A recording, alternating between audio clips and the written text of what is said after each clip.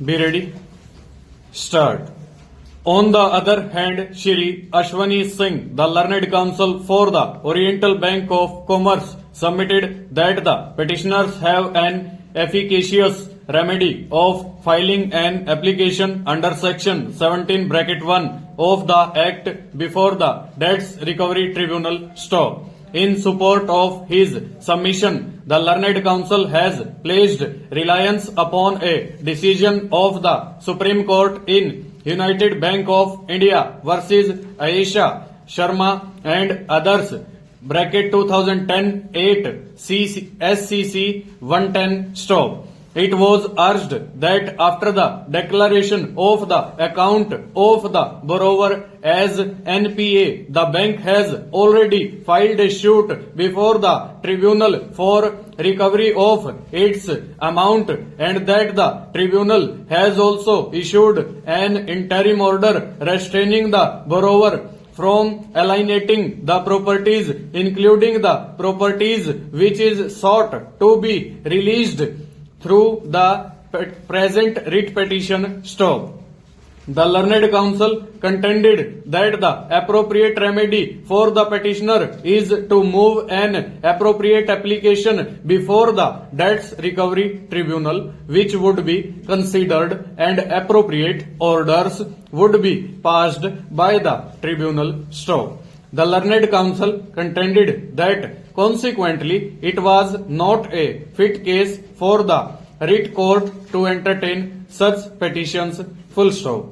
The learned counsel submitted that the concurrence given by the Oriental Bank of Commerce for release of the property of petitioner number 1 was subject to fulfillment of certain terms and conditions at the time when the account of the borrower was standard and regular, but during the consideration of the matter, the borrower did not maintain financial discipline and the account of the borrower became NPA (STO).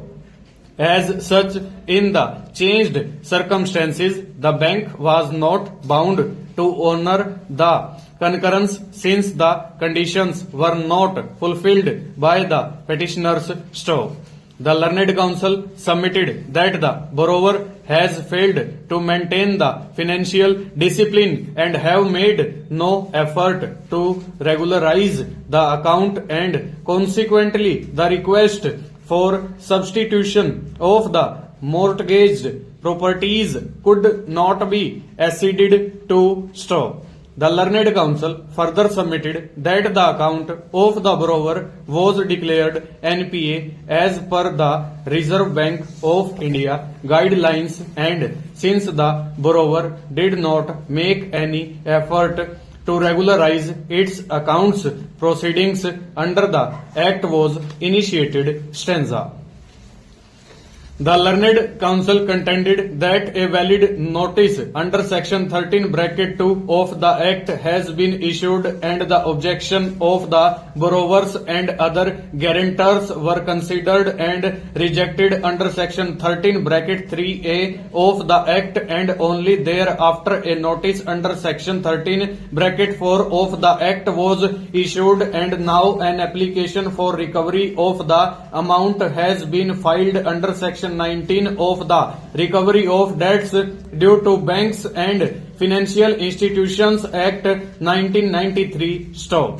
The learned counsel submitted that the plea of the petitioners that the respondent's bank had wrongly declared the account of the borrower as NPA is misconceived, inasmuch as such plea could not be raised for the first time in a writ jurisdiction, as the said plea was never raised before the bank nor was raised in their objection filed under section 13(3)(a) of the Act (full stop). Having heard the learned counsel for the parties, the moot question that arises for consideration, for which the court has entertained the petition on a limited jurisdiction, is whether the action of the bank is fair and proper (stanza). It cannot be denied that the banks owe a duty to act fairly and in good faith. Stop. There has to be a fair dealing between the parties complying with their part of the obligations under the contract. Stop. The Securitization Act cannot be read to be a one-sided affair, shutting out all possible and reasonable remedies to the other party, namely the borrowers, and assume all drastic powers for speedier recovery of the loan amount. Stop. Possessing more drastic powers calls for exercise of higher degree of good faith and fair play. Stop. The petitioners cannot be left remediless in case they have been wronged or subjected to unfair treatment violating the terms and conditions of the contract. Stop. It is only on this limited purpose that the court has entertained the writ petition to judge the fairness of the action taken by the respondent bank. Full stop. Over.